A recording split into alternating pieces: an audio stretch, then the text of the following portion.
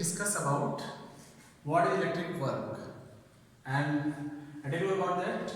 Electric work is equal to potential difference into charge, and by Ohm's law we know that we get this formula W is equal to I square to I into T. Now today we discuss about electric power. Electric power जो आप इसके पहले class में पढ़ चुके हैं, power क्या होता है, the rate of doing work is called power. बस वहाँ पे ही बस इलेक्ट्रिक वर्ड जुड़ने के बाद यहाँ पे क्या है, the rate of doing electric work in 1 second is called electric power. बताया था पहले भी, electric power is equal to work by T. यहाँ पे टर्म है इलेक्ट्रिक पावर्स, मीन्स यहाँ पे क्या आपका electric power is equal to electric work by time, means electric the rate of doing work in 1 second is called electric power.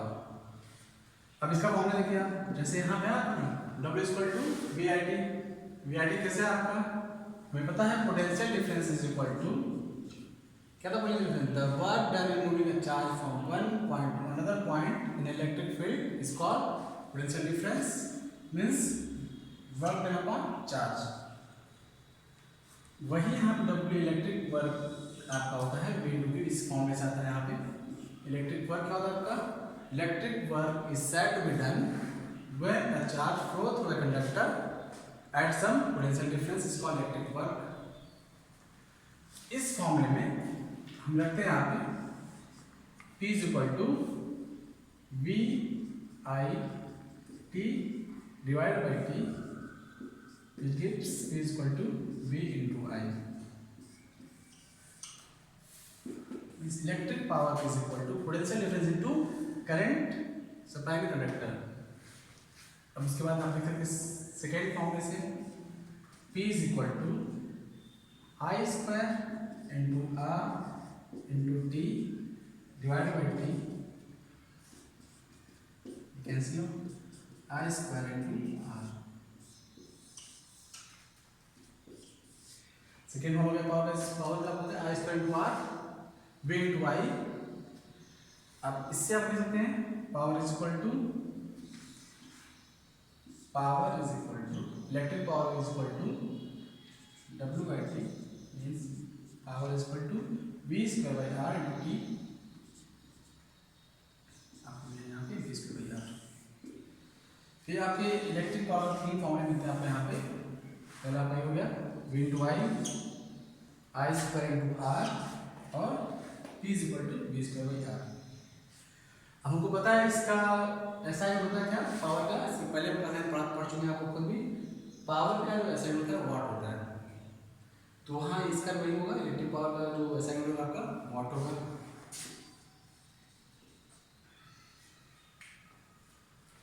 One kilowatt is equal to 1000 watt. और हमें भी बताया 1 horsepower is equal to 726 watt. ये सब topic आप इसके पे class में पढ़ चुके हैं, तो उसको आप रिवाइज कर लीजिएगा. सेम है, कुछ अंतर है, उससे कोई डिफरेंस नहीं है. इसको आपको नाम आता है commercial unit of electric energy. जो आप बिल निकलता है ना घर पे, जो आपका बिल आता होगा, उसका कॉमर्शियल यूनिट क्या होता है, उसका कॉमर्शियल यूनिट किलोवाट आवर. तो आपको वहाँ पे किलोवाट आवर, और 1 kilowatt hour is equal to 3.61 kilowatt hour is equal to 3.6 into 10 power minus 10 power 6 joule.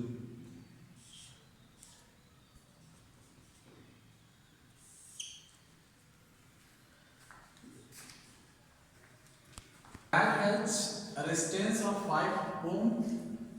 Find resistance of another wire of same material whose length is 4 times and area of cross section is 3 times of the first wire. यहाँ पे दो wire मिला आपको, दो conductor same material का.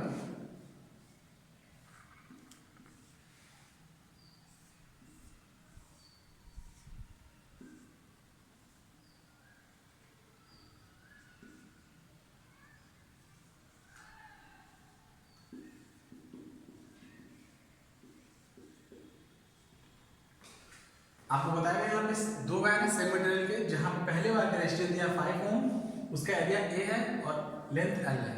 वही तरह second wire का जो रेजिस्टेंस आपको फाइंड करना है, जिसका जो एरिया है फर्स्ट वायर के 3 टाइम्स है और उसका जो लेंथ इफेक्टिव लेंथ है पहले वायर के 4 टाइम्स है। तो find the resistance of second wire.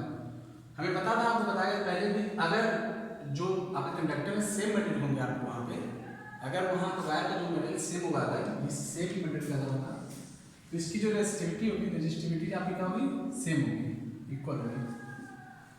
हमें पता है फॉर्मूला होता है resistance is equal to rho L by A. ये फॉर्मूला बताया गया था आपको पहले भी, तो वही यहाँ पे लिखा R1 is equal to rho L by A, R2 is equal to rho जो लेंथ है सेकेंड वायर का 4 टाइम्स द फर्स्ट वायर, यानी 4 एल बाई, और एरिया क्या आपका 3 टाइम्स है तो 3 है। अब ये देखिए आपका दोनों सेम होगा क्योंकि सेम मटेरियल का यूज यहाँ पे। अब इसको R1 बाई R2 डिवाइड करिए आप, R1 divided by R2 is equal to rho L by A divided by rho 4 L by 3 A is equal to rho L by A into 4 L by rho 3 A. वो कर लिया एक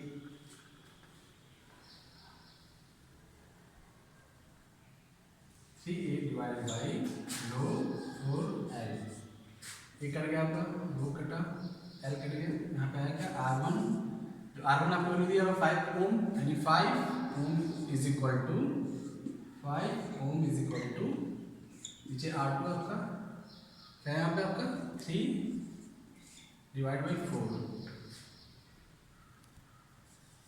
R2 is equal to 4 into 5 divide by 3, आपका answer आएगा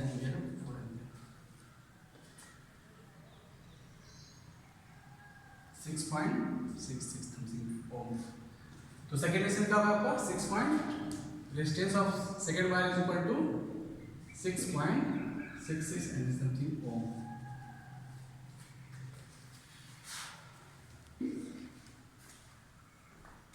If the combined resistance in a circuit is 2 ohm, then find the magnitude of resistance of third resistor. इस question में 3 resistors आपके parallel connection में गिवन, जिसमें से आपको इसका जो कंबाइंड रेजिस्टेंस है गिवन है आपका 2 ओम, मींस इसको कंबाइंड बोलिए या चाहे फैक्टर रेजिस्टेंस बोलिए या आप इसको बोलिए इक्विवेलेंट रेजिस्टेंस। तो यहाँ पे दिया गया हुआ है इफेक्टिव रेजिस्टेंस इन तीनों रेजिस्टर्स का दिया हुआ है 2 ओम, R1 दिया हुआ है फर्स्ट रेजिस्टर्स का जो रेजिस्टेंस दिया हुआ है 8 ओम दिया हुआ है, सेकेंड रेजिस्टर का जो रेजिस्टेंस दिया हुआ है 8 ओम, हमें थर्ड रेजिस्टर का रेजिस्टेंस निकालना है पूछा था।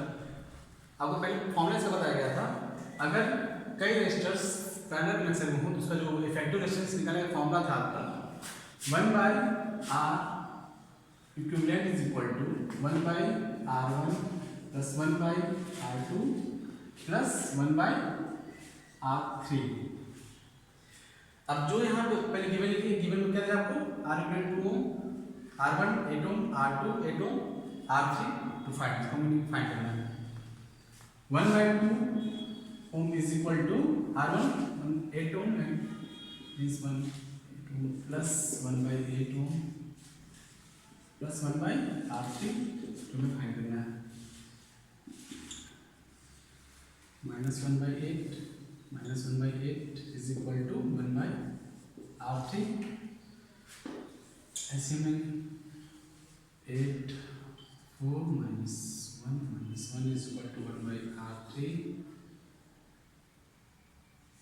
2 by 8 is equal to 1 by R3, means R3 is equal to 4। इसको सॉल्व करेगा, देखिएगा R3 का आंसर होगा 4 है, 4 होगा। अगर इसी क्वेश्चन में आपको ये दे और आपको ये फाइनल दे दिया, पूछे कंबाइंड रेजिस्टेंस का होगा, इसी फॉर्मूले से निकालेंगे इसको रख के, तो इसी को आपको कई तरीके दे सकते हैं सेम प्रॉब्लम को। यहाँ पर आपको एक सर्किट डायग्राम दिया हुआ है जिसमें क्या आपके ये 4 रेजिस्टर्स आपस में कनेक्टेड है। इसमें से देखिए ध्यान से देखिए, आपको निकालना है इसमें calculate total resistance of given circuit diagram. अब आपको यहाँ दिख रहा होगा इसमें जो रेजिस्टर्स हैं, इसमें कौन से रेजिस्टर्स सीरीज में कनेक्टेड है और कौन से रेजिस्टर्स में आपस में पैरेलल में कनेक्शन है। अब हम किसको बोलते हैं सीरीज में कनेक्टेड और किसको बोलते हैं पैरेलल में। रेजिस्टर्स आपस में क्या हो आपके एंड टू एंड पॉइंट में मिलते हैं उसको बोलते हैं सीरीज कनेक्शन बोलते हैं। और किसी भी रेजिस्टर्स में आपको अगर कॉमन पॉइंट दिखता है टर्मिनल उसको बोलते हैं पैरेलल कनेक्शन। अब यहाँ पे दिख रहा है आपको, यहाँ से देखिए ये रेजिस्टर्स ए बी एंड सी किस कनेक्शन में दिख रहा है आपको, इन टू इन कनेक्शन में ना, यानी आप देखेंगे कि यहाँ इस पॉइंट से लेंगे यहाँ से यहाँ पे आएंगे आप, ये तीनों रेजिस्टर्स अब किस कनेक्शन में है, सीरीज कनेक्शन में। तो हमको बताया गया था फॉर्मूला आपका इफेक्टिव रेजिस्टेंस निकालना हो अगर वो सीरीज में कनेक्टेड हो तो फॉर्मूला था उसका R1 plus R2 plus R3 सम सिंपली करना है। अब यहाँ पे रेजिस्टर ए बी और सी अब क्या है, तीनों सीरीज कनेक्शन में है। तीनों का सम करिए आप 7 9 प्लस 8 7 9 प्लस 8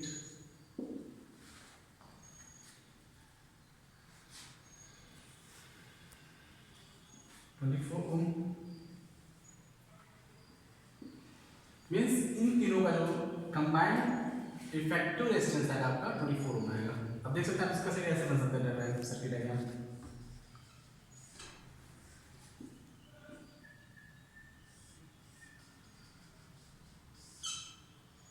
यहाँ पे डी दिया आपका 6 ओम और इन तीनों का जो इफेक्टिव रेजिस्टेंस आया आपका 24 ओम, यानी इसको 24 ओम करेंगे।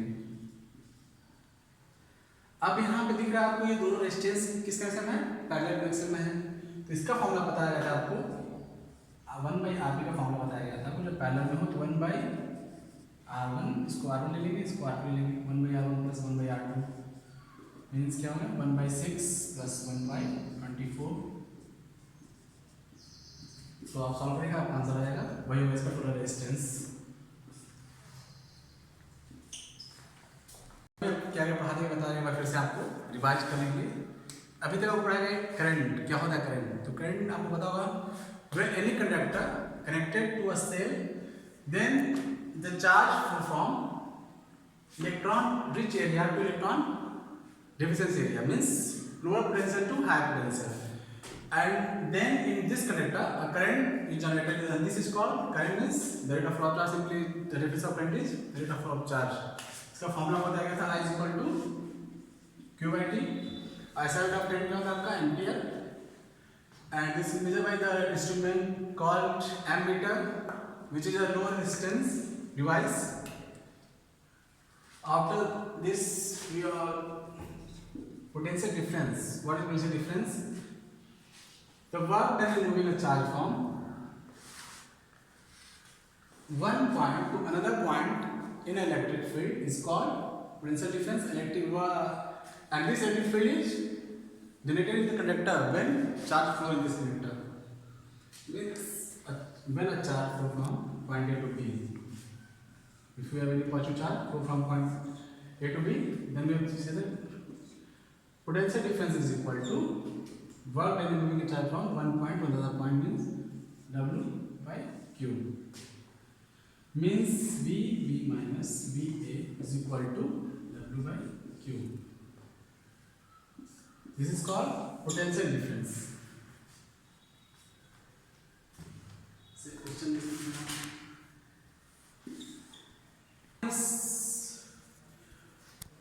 I told you about what is Ohm's law। When the all physical condition remains same means at constant temperature and all the physical condition remains same, then according to Ohm's law current supplied to conductor is directly proportional to the potential difference across this end means जो भी cancer आपका conductor है वो किससे